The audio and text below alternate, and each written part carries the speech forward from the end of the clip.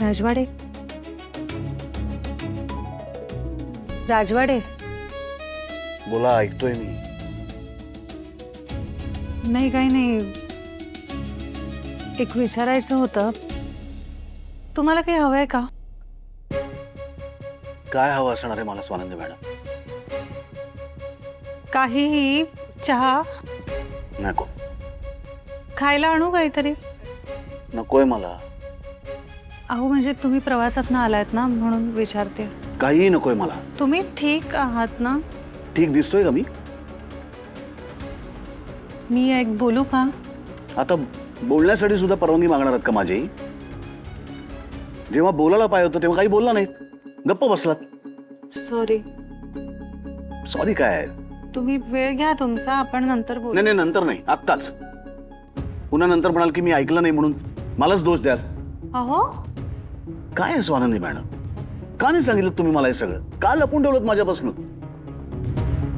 अहो एवढी मोठी गोष्ट घरात घडलं म्हटल्यानंतर तुम्ही मला सांगायला नको होते?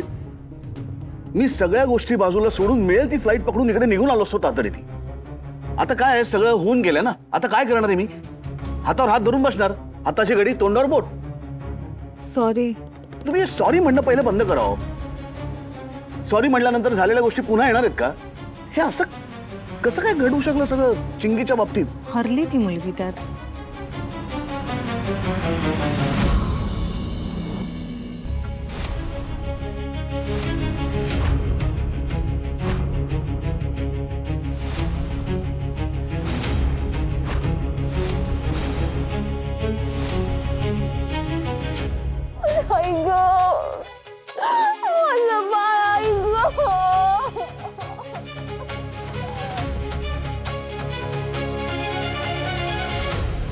म्हणजे आजी सुद्धा अशीच त्या जिन्यावरनं पडली, आता चिंगी सुद्धा पडली. त्या जिन्यावरनं उतरताना काळजी नको घ्यायला. आणि तिने जर ठरवलं होतं की मी बाळाला जन्म देणार, ती प्रेग्नंट होती, तर तिने जास्त काळजी घेतली पाहिजे होती. अहो ती घेत होती हो काळजी, पण नाही माहिती. म्हणजे माझं सगळं हे आईशी बोलणं चालू होतं आणि तेवढ्यात मिताली आली धावत. चिंगी पडली. मी गेले, सगळा स्टाफ, आपल्या घरातले सगळे तिथे बघत होते तिला, पण ती बेशुद्ध होती. बापरे, बघू काय झालं? काय झालं? तिला चक्कर आली आहे का? ए राजा, उघड ना, डोळे उघड. मम्मा, तुझ्या पोटातलं बाळ तर बरं असेल ना ग? काहीतरी काय बोलते? अहो नाही बरोबर आहे. पडलंय म्हटल्यानंतर पोटातलं बाळ. देवखर हो, नीट असो ते भाई. डोळे फोन करा ना, डॉक्टरला फोन करा कोणीतरी. ए डॉक्टरला फोन करा. मी ताबडतोब तिला हॉस्पिटलमध्ये घेऊन गेले. ए चिंगी उठ ना, डॉक्टर बघा ना काय झालंय तिला. चिंगी, डॉक्टर चिंगीला काय झालंय? ती जिन्यावरून पडली हो. मला खूप टेन्शन येत आहे. ती बरी असेल ना? बाळाला काही होणार नाही? थांबा, अर्ली प्रेग्नन्सीमध्ये असा ॲक्सिडेंट धोकादायक असू शकतो, आई आणि बाळ दोघांसाठी. त्यानंतर ती बराच वेळ बेशुद्ध होती, अनकॉन्शियस होती. मी बाहेर देवाचा धावा करत बसले होते. त्या दिवशी जर देवाने चिंगीच्या जीवाला काही बरं वाईट केलं असतं ना, तर मला खरंच वाटलं असतं की आज देव चुकलाय. आणि चिंगीचं बाळ? डॉक्टर, चिंगी कशी आहे? बरी आहे का ती? काय झालंय? सगळं नीट आहे ना? तिला काही त्रास नाही झालाय ना? ठीक आहे, ती घाबरू नका. अशा ॲक्सिडेंटमध्ये स्पायनल कॉर्डला धक्का लागतो आणि पेशंटला इजा होऊ शकते, पण तसं काही झालेलं नाही आहे तिच्यासोबत. बाळ ठीक आहे ना? सॉरी, आम्ही खूप प्रयत्न केला पण बाळ नाही वाचू शकलो. अशा वेळी काय बोलायचं असतं मला नाही माहिती. मी वेड्यासारखं चिंगीला उगाच दिलासा देत होते, जेव्हा की मला माहीत होतं की माझ्या बोलण्याने नाही येणार ना तिचं बाळ परत. उठू नकोस. वहिनी, सगळं ठीक आहे ना? हां अगं ठीक आहे सगळं. तू आराम करा आता. वहिनी सांगा ना, माझं बाळ. चिंगी, अगं डॉक्टर म्हणाले की ते नंतर येऊन बोलतील ना तुझ्याशी. काय बोलणार आहेत? तू झोपतेस का राजा थोडा वेळ? मी हा बेड आडवा करू का? तुला आरामाची गरज आहे ना? वहिनी सांगा ना, काहीतरी झालंय ना? चिंगी, अगं आत्ता नको, आपण बोलूया ना, घरी जाऊन शांतपणे बोलूया. माझं बाळ नाही आहे ना वहिनी?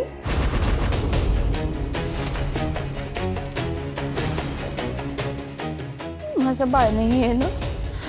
गेलं ना माझं बाळ? मला कळतंय ना, माझ्या पोटात जेव्हा बाळ होतं तेव्हा मला जाणवत होतं. आणि आणि आता आता आता नाहीये माझं बाळ, मला जाणवतंय. माझं बाळ, माझं बाळ, माझं बाळ. स्वानंदी मॅडम, मी देवाचे यासाठी आभार मानतो की तुम्ही होतात तिच्याबरोबर तेव्हा. तुमच्या इतकी चिंगीची काळजी दुसऱ्या कोणी कधीच घेतली नसती. नाही, पण ती मुलगी फार खंबीर आहे राजवाडे. ती या सगळ्यातनं सावरली. हवं ती उभी राहिली. त्यामुळे आता अगदी आपल्याला काही दिवस सांभाळायचंय. सावकाश हालचाल करायची आहे आणि थोडा अशक्तपणा पण वाटणार आपल्याला. पण त्यासाठी आपल्याला डॉक्टर औषधं देणार आहेत, त्यामुळे ती घेतलीस ना की बरं वाटेल तुला. माझं बाळ मला सोडून गेलं वहिनी. मी नाही ऐकलं तुमचं. तुम्ही मला म्हणाला होतात मी येईपर्यंत जागची हलू नको, आणि मी खोली बाहेर पडले. आणि हे सगळं मला मागच्या सगळ्या चुकांची शिक्षा मिळाली आहे. देवाने माझं बाळ त्याच्याकडे बोलावून घेतलं. चिंगी, नको बोलूस असं. देवाने मला का नाही बोलवलं त्याच्याकडे वहिनी? देवाला पण मी नकोशी झाले. चिंगी, बाळासाठीच आतापर्यंत तग धरून जगत होते ना वहिनी. आता कशासाठी जगू मी? ओके बास, शांत हो बरं आता.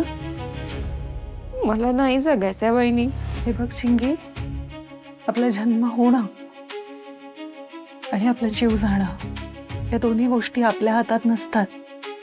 त्यामुळे आपल्याला जे मिळालंय ना ते आपल्या हाताने नाही घालवायचं. मग देवबाप्पा आहे ना, तू अजून नाराज होतो आपल्यावर. त्याने दिलंय ना तुला हे आयुष्य. मग त्याचं तू काय करतेस? तू ते कसं योग्य पद्धतीने त्या आयुष्याचा वापर करणार आहेस या सगळ्याकडे लक्ष असतं हा देवाचं. आज इतकी वर्ष तुला कोण वाढवतंय? कोणी मोठं केलं तुला? आईबाबांनी केलं ना तुझ्या. आज ते काय विचार करतायत? तू कुठेतरी छान आहेस, आनंदात आहेस. मग आपण असं काहीतरी करायचं का ज्यांनी आपल्याला आयुष्यभर सांभाळलंय? त्यांचा विचार करून स्वतःला सावर. आता अशा एखाद्या नालायक पुरुषापायी ज्याने तुझी आत्ता ही अवस्था केली आहे, त्याच्यापायी आपला जीव नाही खर्च करायचा चिंगी.